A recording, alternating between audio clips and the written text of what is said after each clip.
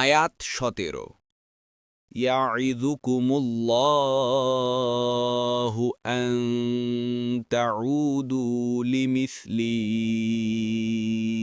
আবাদান in কুনতুম মুমিনিন।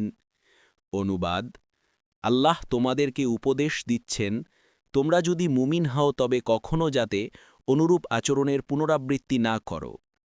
১। এখানে আল্লাহ তাআলা মুমিনদেরকে যে কোনো খারাপ সংবাদ অপবাদ তাদের কাছে বর্ণনা করা হলে তার সাথে কি আচরণ করতে হবে সে উত্তম চরিত্রের শিক্ষা দিয়েছেন। তাদেরকে এই সমস্ত অপবাদ মুখে উচ্চারণ করা থেকে নিষেধ করেছেন, কেননা মানুষের প্রতিটি কথারই হিসেব দিতে হবে। পক্ষান্তরে যদি কোনো কিছু মনে উদ্রেক হয় কিন্তু মুখে উচ্চারণ না করে তবে তাতে গুনাহ লেখা হয় না।